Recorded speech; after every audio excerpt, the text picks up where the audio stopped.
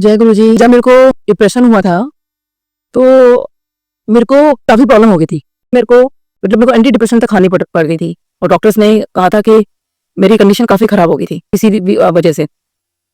और ये ऑलमोस्ट 1 साल तो मेरा बहुत ख़राब पीरियड रहा मेरा, और 3 साल तक ये सब चीज़ें चलती रही मेरे साथ। अब कहते हैं ना संगत जी, सत्संग सुनने वाले का भी भला और सत्संग सुनाने वाले का भी भला।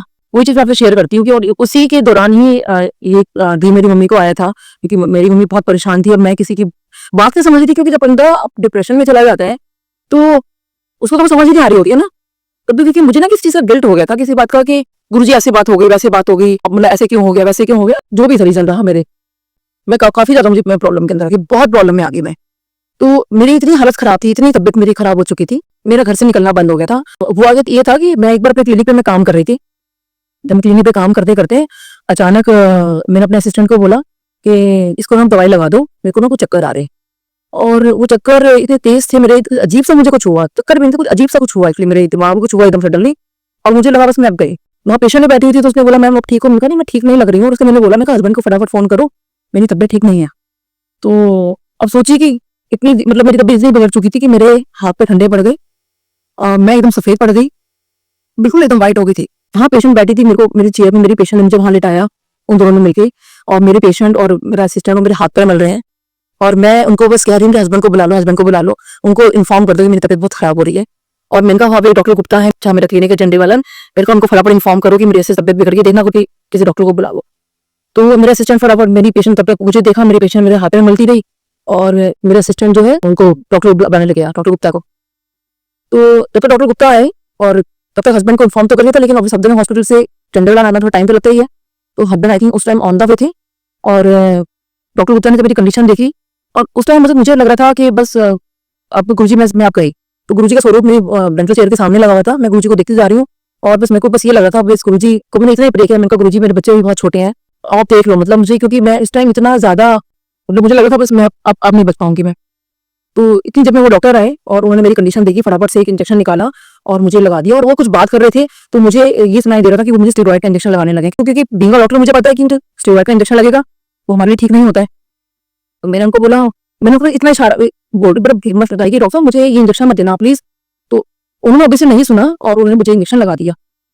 तो क्योंकि मेरी वो लाइफ थ्रेटनिंग सिचुएशन थी उस वक्त, और लाइफ थ्रेटनिंग सिचुएशन के अंदर मतलब वही एक इंजेक्शन होता है जब हम लोगों को अगर किसी को हमें बचाना है तो उन्होंने वो इंजेक्शन दिया। तो खैर वो इंजेक्शन के बाद मुझे थोड़ा सा मतलब मैं तबियत थोड़ी ठीक हुई, हस्बैंड भी आ गए थे, और उसके बाद मुझे हॉस्पिटल ले जाया गया।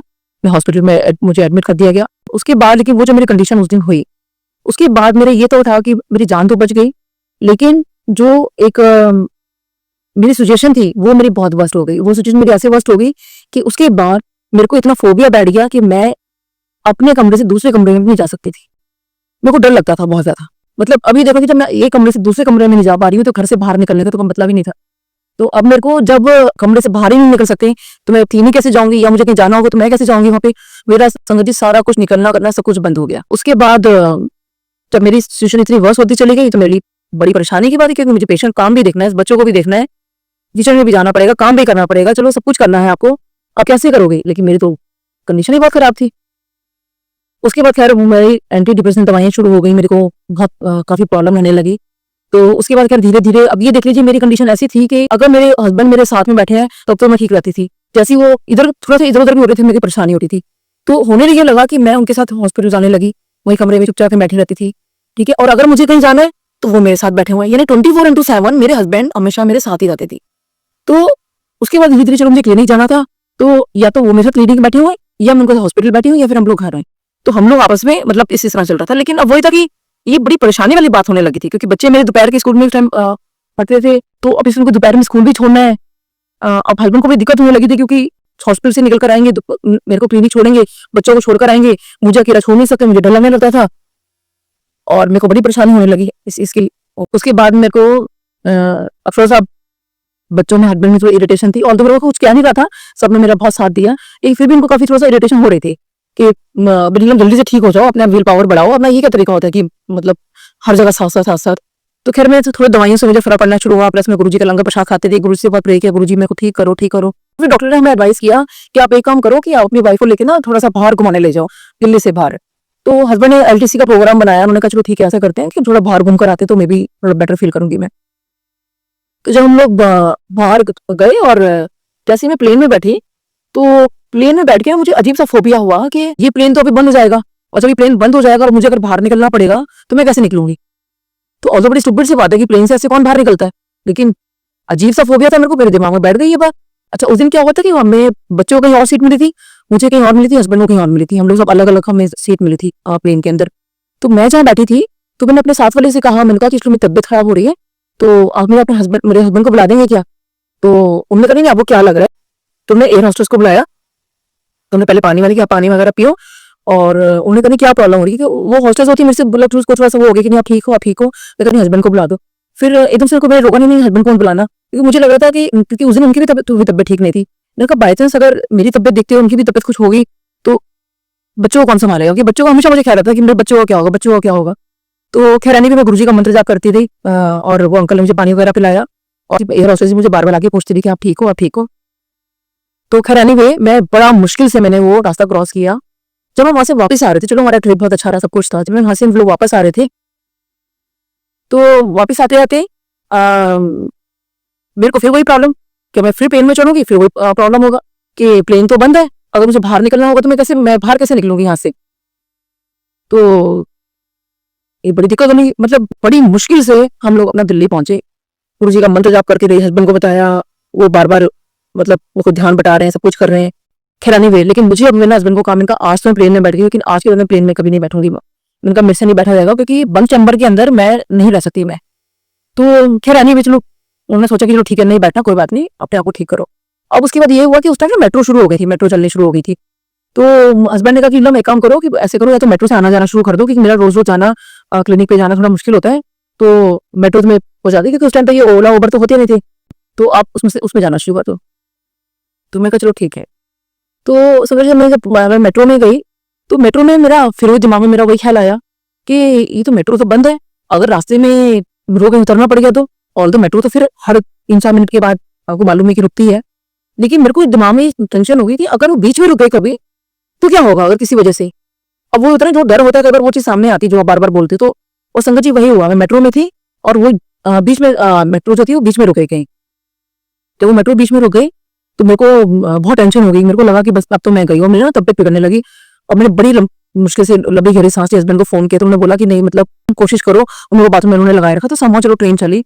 बस मुझे ना बस ये लगा मेरे में बार बार जैसे वो अनाउंसमेंट होती है कि अगला स्टेशन आपका ये है, अगला स्टेशन आपका ये है, तो बस मेरे को बस ये लग रहा था मेरा नाम कब बोलेंगे ये, मतलब अगला स्टेशन ये है, और बस मैं यही वेट करती थी। तो और एक फिर मेरा मतलब ये था कि मेरा मेट्रो में जाना बड़ा मुश्किल हो गया, लेकिन एक दो बार जब मुझे मेट्रो में जाना ही पड़ा तो बस मैं बड़ी मुश्किल से ना, फिर मुझे लगा मैंने कहा मैं मेट्रो में भी नहीं बैठ सकती अब तो, मैं कभी इतनी मेरी हालत खराब हो जाती है, अचानक मुझे कुछ हो जाए मतलब क्या होगा। तो फिर मैं I started going in auto, कि मैंने चलो फिर ऐसे करते हैं, ऑटो सेफ है क्योंकि ऑटो ओपन भी है, जहां मर्जी रुकवा लो आप। लेकिन ये बड़ी दिक्कत वाली बात थी कि ना आप ऑटो में मतलब किसी हस्बैंड ने कहा कि अगर एसी बस चलनी शुरू हो गई इसमें चले जाओ। अब एसी बस में भी ये प्रॉब्लम है कि दरवाजे तो बंद होते हैं। तो सोचिए कैसी अजीब सी मेरे को फोबिया हो गया था, कैसे अजीब सी मेरी प्रॉब्लम हो गई थी कि अगर ये सब हो गया तो मतलब कैसे आगे मेरा चलेगा। तो संगत जी कहते हैं ना कि जो मैं आपको बोल रही थी कि सुनाने वाले का भी कल्याण और सुनने वाले का भी कल्याण, तो मेरा किसी का सत्संग सुनने के बाद क्या कल्याण हुआ, जबकि मेरी इतनी दवाइयां मेरी शुरू हो चुकी थी कि एक बार पहले सत्संग बहुत रेयर होते थे, किसी किसी घर में सत्संग होते थे, तो किसी आंटी के घर में सत्संग था, हम लोग वहां पर गए। तो जब हम लोग वहां पे गए तो हाँ बैठे थे, तो मैं ऐसे आंखें बंद करके आराम से मैं बैठी हूँ, तो मैंने देखा कि कोई आंटी अंकल आए वहां पर, और उनको उन्होंने बोला कि आप आंटी आपने प्लीज आप गाना बहुत अच्छा गाते तो आप लोग गाना गाइए। तो मैं संगत जी से आंख बंद करके अपना बैठी हूँ, और वो आंटी अंकल जो है अपना गा रहे हैं, बहुत प्यारी आवाज उन लोगों की, और वो लोग गाना मतलब जो भी भजन की, क्योंकि उन्होंने बताया कि कैसे वो गुरुजी के सामने गाया करते थे, और अगर उनको कुछ भी नहीं मिलता था तो उनके पास एक ब्रीफ केस होता था, तो उस ब्रीफ केस पे वो अपने ताल बनाकर इस तरह से वो गाया करते थे। तो मैं अपना ना उनकी उस धुन में एकदम डूब गई, मतलब कि कितना प्यारा गा रहे हैं, कितना प्यारा गा रहे हैं, और आंखें बंद करके मैं सुनने लगी। तो अचानक से एकदम से मेरे को आवाज आती है कि जैसे मैं बहुत डरी हुई थी, जो मेट्रो स्टेशन वाली चीजें हो रही थी कि अगला स्टेशन ये, अगला स्टेशन ये है, तो एकदम से आवाज आई कि अब अगला स्टेशन। जैसे वो आवाज मेरे कानों में बजती, जो हमारे मतलब अंकल की आवाज है मेट्रो के अंदर, तो उनकी वो आवाज जैसे मेरे कानों में पड़ी कि अगला स्टेशन, तो मुझे एकदम से लगा कि मेरे को इतना दिमाग में मतलब ये फोबिया बैठ गया कि मुझे यहाँ भी आवाज आ रही है अगला स्टेशन आपका ये है। बट उनकी आवाज नेक्स्ट क्या थी कि अगला स्टेशन गुरुजी का मंदिर है, जहाँ पे खाली आपको सिर्फ ब्लेसिंग्स ही ब्लेसिंग्स मिलेंगी। तो मैं एकदम से चौंक गई कि ये किसने बोला कि खाली गुरुजी का मंदिर, और ये कौन बोल रहा है ऐसे। तो जो मेट्रो वाइज है हमारे जो अंकल हैं, नारंग अंकल, ठीक है, तो डॉली आंटी, डॉली नारंग आंटी और शम्मी नारंग अंकल, इसलिए वो लोग थे जो गाना गा रहे थे। और मुझे उस टाइम तक नहीं पता था कि जो मेट्रो वॉइस है वो शम्मी नारंग अंकल की वॉइस है। तो उन्होंने उसी वॉइस के अंदर कि अगला स्टेशन गुरुजी का मंदिर है, और यहाँ पे सब दरवाजे चारों तरफ से खुलेंगे, और यहाँ पे सिर्फ ब्लेसिंग्स है। ऐसा और उन्होंने काफी लंबा बोला, मुझे तो याद नहीं, लेकिन मुझे ये चीज याद रही कि चारों तरफ से खुलेंगे और अगला स्टेशन गुरुजी का मंदिर है। तो सोचिए संगत जी, ये सत्संग सुनने के बाद मुझे लगा कि इसे गुरुजी ने ना मेरे को हर चीज मेरी इतनी मतलब आसान कर दी है। उसका रीजन बीइंग कि जब मैं अगली बार जब मेट्रो में बैठी, तो और जब भी वो अंकल की आवाज आती है, आज तक भी इतने साल हो गए हैं, उस वक्त लेकिन जब मेरी प्रॉब्लम थी, तो अब मेरे दिमाग में जैसे अंकल की आती है अगला स्टेशन है, पहले तो मैं सोचती मेरा स्टेशन कब आएगा मेरे घर का। लेकिन अब जब अंकल बोलते थे तो मुझे लगता था बस अब अंकल वही तो उन्होंने सत्संग शेयर किया था कि अगला स्टेशन गुरुजी का मंदिर है, अब चारों तरफ ब्लेसिंग सी ब्लेसिंग, चारों तरफ से दरवाजे खुल जाएंगे। तो सोचिए कैसे गुरुजी ने कहा कि चिंता मत कर, दरवाजे चारों तरफ से खुल जाएंगे, देखो कोई दिक्कत होगी तो। और वो कैसे वो सत्संग ने मेरी वो चीज ठीक की। और अब यकीन मानिए संगत जी कि मेरी जो डिप्रेशन की दवाइयां थी, जो मुझे वो फोबिया था कि मैं किसी बंद चैम्बर में हूँ, जा सकती हूँ या मैं दूसरे कमरे में जा सकती हूँ, उस वॉइस ने, वो अंकल के सत्संग शेयर करने से मेरी वो एंटी डिप्रेशन की जो दवाइयां थी सारी की सारी छूट गई, और मैं अपने आप को बिल्कुल नॉर्मल वो करने लगी हूँ। क्योंकि फिर तो मुझे कोई डर ही नहीं था ना, क्योंकि अब गुरुजी का मंदिर मतलब जब उन्होंने बोला अगला स्टेशन और सिर्फ ब्लेसिंग्स है, तो मतलब मुझे अब अंकल जब भी बोलते हैं ना कुछ भी, तो बस मुझे ये याद आता है कि अगला स्टेशन गुरुजी का मंदिर है। तो इस तरह से होता है संगत जी कि कैसे आप किसी का सत्संग सुनते हो और कैसे आपकी प्रॉब्लम सॉल्व हो जाती है। सर उन लोगों को नहीं पता होगा, गुरुजी उनको भी डॉली आंटी को, शम्मी नारायण आंटी को, दोनों को बहुत बहुत ब्लेस करे कि बाकी उनके एक सत्संग से, और उस टाइम उनको भी नहीं मालूम थी ये बात, अब तो खैर पता चल गई उनको, और ये कैसे सत्संग सुनने से और मेरा कितना कल्याण हुआ। और मेरे को जिस बात से मेरी पूरी फैमिली इतनी परेशान हो रही थी, मेरे बच्चों ने, मेरे हस्बैंड ने, सबने मेरा उस टाइम बहुत साथ दिया इस तरह से। तो उसी दौरान की बात है जब मेरी मम्मी ने गुरुजी से पूछा था मेरी प्रॉब्लम को लेके, गुरुजी मतलब इसको ठीक करो आप। तो कैसे वो गुरुजी ने ड्रीम में वो दिखाया, मेरी मम्मी को बता दिया। उसके बाद कैसे उन्होंने मेरे को सत्संग सुनने को मिला। और ना कई बार गुरुजी भी जब फिजिकल फॉर्म में थे, तो मेरे वहां पे कभी मैंने खाली एक ही सत्संग सुना था वहां पर, एक डॉक्टर अंकल थे जो गुरुजी के डॉक्टर थे, ऑर्थोपेडिक सर्जन। और भी सत्संग होते थे, लेकिन हम लोग के बच्चे हमारे साथ में होते थे, तो हम लोग को फर्स्ट फ्लोर पर बिठाते। तो और मैं कई बार और भी पुरानी संगत से, मेरी जो पुरानी संगत है उनसे मैंने ये चीज सुनी है कि गुरुजी कई बार एक एक सत्संग तो कई बार सुनवाते थे। तो कई बार पहले मुझे भी लगता था कि अरे ये सत्संग तो आप मेरे बहुत लोगों ने सुन लिया होगा और बार बार सुनाने को क्या कोई फायदा नहीं है। लेकिन ऐसी बातें मैंने जब पूरा और भी कहते हैं ना, गुरुजी हर चीज का जवाब देते हैं कि मैं सत्संग सुन रही थी किसी पुरानी संगत का, बहुत पुरानी संगत का, तो वो ये कहने लगे नहीं गुरुजी बार बार सत्संग इसलिए सुनवाते थे क्योंकि पता नहीं कब किस पल में कौन सत्संग सुन रहा है, कब किसका किस चीज से सुनने में क्या भला हो जाए। इसीलिए मतलब कोई भी आपको अगर सत्संग सुन रहा है तो ये सुना रहे हैं आपको, तो आप उसको भी दोबारा भी सुन रहे हैं, फिर दोबारा ध्यान से सुनिए, पता नहीं आप कब किस चीज का आपको आंसर मिल जाए। अब मैं गुरुजी से जुड़ी ना कुछ बात बताती हूँ आपको। जब हम लोग गुरुजी के पास जाया करते थे ना, तो गुरुजी ना हमेशा बहुत बहुत प्यारी सी स्माइल देके हमेशा वेलकम करते थे। मतलब गुरुजी ऐसे करते थे, लेकिन जैसे कभी बहुत लोगों से मैंने सुना वो नमस्ते बोलते थे, कभी मतलब मेरे से कभी ऐसे गुरुजी की नमस्ते, लेकिन कभी हाँ वो ऐसे जरूर करते थे वो। तो गुरुजी के पास एक बार मैं गई, तो मेरे को ना मतलब हमें गुरुजी ने ना कभी वहमों में नहीं डाला। और एक बार क्या हुआ कि जब नवरात्रि आए थे, तो नवरात्रों में ना मेरे को ये था कि मुझे प्याज नहीं खाना नवरात्रों में, और स्पेशली तो बड़ी दिक्कत हो जाती थी क्योंकि हमारे घर में ये होता था कि बच्चों को पसंद नहीं आ रहा था बिना प्याज का खाना, और इस तरह से करके कि मम्मी क्या नवरात्रों के अंदर ऐसे थोड़ी होता है। तो मुझे लगा, मैं चलो मैं आज ना गुरुजी से पूछ लूंगी। तो गुरुजी के पास जाना शुरू हुआ कि गुरुजी नवरात्रों के अंदर प्याज खाना चाहिए कि नहीं खाना चाहिए। सोचिए कई बार गुरुजी क्या करते हैं कि आपको वो कहते हैं ना बिन बोले सब कुछ जानता, तो गुरुजी तो सब कुछ जानते हैं, वो तो जान ही जान है। तो जब मैं वहां पे गई तो मुझे लगा कि चलो अभी लंगर करने के बाद ना, क्योंकि उसके बाद ही हम लोग बात करते थे खूब से, लंगर होने के बाद जब आगे लेने जाते थे उस टाइम अगर गुरुजी ने बात कर ली या गुरुजी ने कुछ पूछ लिया, या अगर हमें किसी को कुछ पूछना होता था तो तब हम लोग गुरुजी से बात करते थे उस वक्त। तो अभी सोचिए अभी अपना लंगर ही चल रहा है, तो अब मेरे मन में ये है कि आपने जब भी पूछना है गुरुजी प्याज खा लूं कि नहीं खा लूं, प्याज खाऊं नहीं खाऊं। तो सोचिए कि उस दिन जब हमारा लंगर प्रसाद आता है तो उसके अंदर जो सलाद थी वो खाली प्याज की सलाद थी। उससे पहले मुझे कभी प्याज नहीं मिला, उसके बाद मुझे कभी प्याज नहीं मिला। लेकिन उस दिन नवरात्रि थे, मैंने फिर जब गुरुजी की तरफ देखा तो गुरुजी मैंने ये जस्ट स्माइलिंग, मतलब अभी तो मैंने कुछ पूछा ही नहीं है, तो गुरुजी ने मेरे को आंसर कर दिया कि मतलब जब लंगर में प्रसाद मतलब प्रसाद के रूप में जब प्याज आ गई तो वो वहम कैसा, कि हमें प्याज खाना चाहिए कि नहीं खाना चाहिए, तो उस दिन से मेरा वो वहम निकल गया।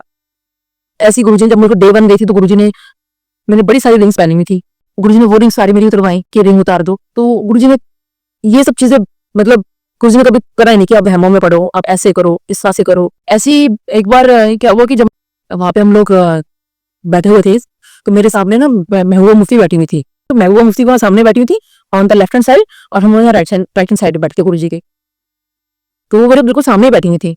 तो वो लंगर कर रही थी उस वक्त, और हम लोग लंगर की वेट कर रहे थे। और तो गुरुजी ने इनको बोला कि चल 2 चपाती और एक्स्ट्रा खा ले, तेरे को मैं सीएम बना दूंगा। तो उनके लिए चपाती प्रसाद आया, तो उन्होंने आई थिंक खाया ही था। तो अब मैं मन में सोच रही हूँ कि गुरुजी 2 चपाती प्रसाद खिला के इनको सीएम बना दोगे, ये सब मेरे मन में चल रहा है। तो मैंने ठीक है, लेकिन अब ये बोलने वाली बात है, जो गुरुजी ने जिसको कह दिया, और देखिए बाद में वो सीएम भी बनी। तो उसके बाद जब वो जाने लगी, उन्होंने गुरुजी को माथा टेका, तो उन्होंने अपने, जो उनका अपना स्टाइल होता है, उसमें बोला अस्सलाम वालेकुम, जो भी वो बोलते हैं। तो गुरुजी ने उनको रिटर्न में बोला, गुरुजी ने उनको बोला वालेकुम सलाम आंटी। तो अच्छा, गुरुजी को मैंने ऐसे करते देखा, वालेकुम सलाम आंटी बोल रहे हैं इनको, तो मुझे तो बड़ा प्यारा लगा। मैंने कहा गुरुजी कितने क्यूट लग रहे हो ना, कितने प्यारे लग रहे हो ना। ये सब मन में सोच रही हूँ, मैंने किसी को कुछ कहा नहीं और किसी को बोला नहीं। मैंने कहा गुरुजी कितने प्यारे लग रहे हो ना, उनको बोल रहे वालेकुम सलाम आंटी, वालेकुम सलाम आंटी। ठीक है, ये मतलब मेरे मन में बात ही, अपने हम लोग घर आ गए। और लेकिन पूरे हफ्ते में ये सोचती रही है, पूरा टाइम मेरे दिमाग में बस ये रहा कि गुरुजी कितने प्यार से उनको बोला था ना वालेकुम सलाम आंटी, बस मेरे मन में चल रहा है। उसके बाद में जब 1 हफ्ते बाद गुरुजी के पास गई और जैसे मैंने माथा टेका, तो गुरुजी मुझे तुमसे कहते हैं वालेकुम सलाम आंटी। तो आप सोच सकते हैं संगत जी की, मतलब किस इतने प्यार से गुरुजी ने उसी फॉर्म के अंदर ऐसे पूरा उठा के वालेकुम सलाम आंटी। तो सोचिए, मैंने ये बात किसी को बोली नहीं, किसी को बताई नहीं, क्योंकि इसे बताने वाली तो बात ही नहीं थी। और पूरे हफ्ते सोच रही गुरुजी कितने प्यारे लग रहे थे, नहीं बोलते कितने प्यारे लग रहे थे। गुरुजी ने कैसे मेरी वो बात को मेरे को पूरा किया कि वही चीज उन्होंने मुझे बोली, पूरा ऐसे करके वालेकुम सलाम आंटी। तो सोचिए संगत जी, गुरुजी सब जानते हैं, गुरुजी जाने, और गुरुजी को सब बताया आपके मन में क्या चल रहा है, आप क्या चाहते हो, किस चीज को आपको, आपके दिल में वो चीज है। मैंने तो गुरुजी ऐसा कुछ सोचा भी नहीं था कि गुरुजी मुझे ऐसा बोलेंगे, लेकिन वो गुरुजी ने बोल के मुझे वो जो चीज थी, जो एक मुझे लग रहा था कि उनको जो बोला होगा तो उनको कितना अच्छा लग रहा होगा, मुझे वो चीज गुरुजी ने थी। कि आप इमेजिन कर सकते हैं कि गुरुजी बैठे और इस तरह से बोल रहे हैं वालेकुम सलाम आंटी। तो गुरुजी का बहुत बहुत शुक्राना। तो ऐसे ही जब गुरुजी के पास हम लोग एक बार गए, और हस्बैंड को ना पेट में बहुत दर्द हो रहा था, तो वो उनको उन्होंने बहुत दिखाया, मतलब डॉक्टर से, पिंगा डॉक्टर उनके सारे फ्रेंड्स हैं, सबको वो दिखा रहे थे, लेकिन उनको राइट डायग्नोसिस नहीं मिल पा रहा था। तो गुरुजी के पास गए, तो मैंने कहा एक बार गुरुजी से पूछ के देख लो।